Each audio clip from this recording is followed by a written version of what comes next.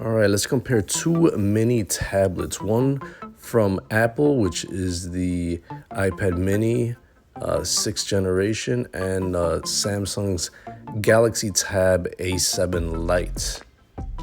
And the iPad mini and the A7 Lite were both released in 2021, so both of these devices were released a couple of years back. Both of these devices are the smallest size tablets you can get from the respective companies. The iPad mini is more shorter, it's more squared off in shape versus the a little bit more taller, but it's a little bit thinner portrait mode wise. So they just feel a little bit different in the hand.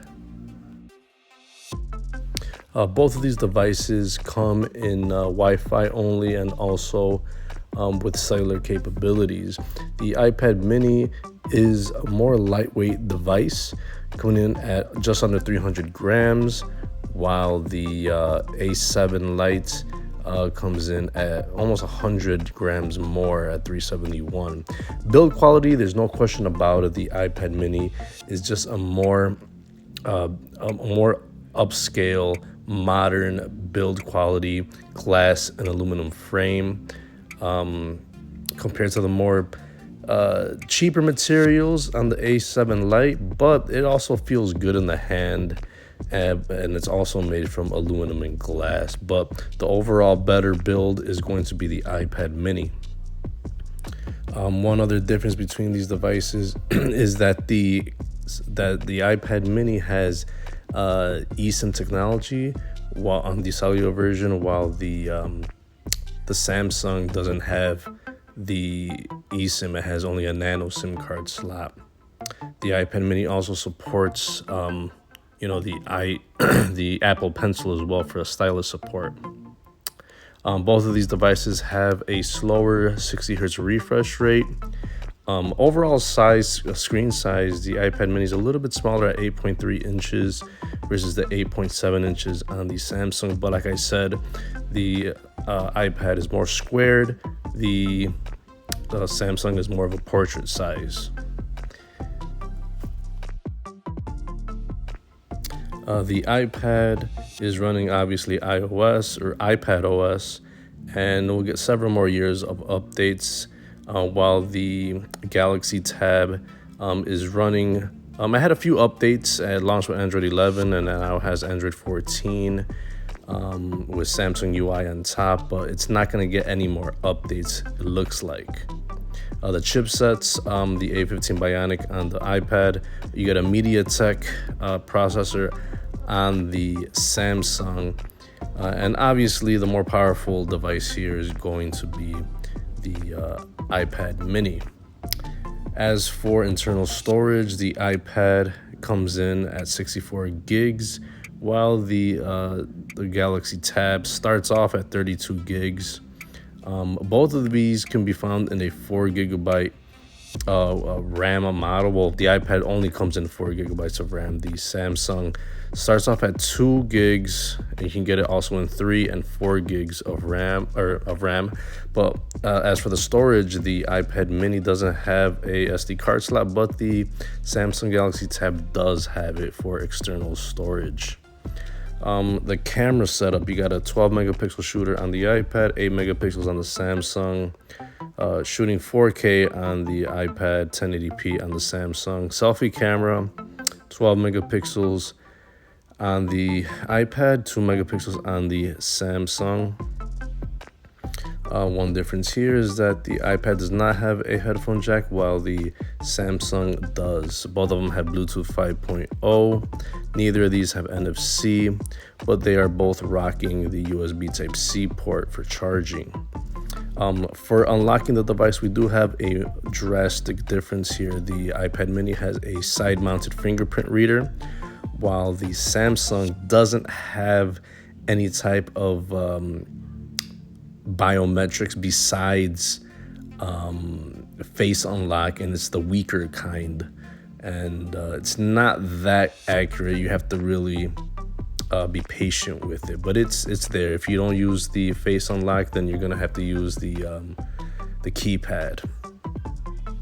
Now for battery life, you're gonna get similar battery life on both of these. You'll get all day battery life and even more so. And for charging, like I said, it has the USB Type-C port. Now the regular price for the iPad mini is $500. And that's pretty expensive, if you get it brand new. But this device is a couple of years old already, and if you get it used, you can find it for around $350, give or take. And in general, it's just way more expensive than the Galaxy Tab A7 Lite. That one, you could find it easily for under $100 now. Some cases I found some on third-party websites that are brand new for $86, and you can get it used for even as low as like $55. So price points are very different on these devices.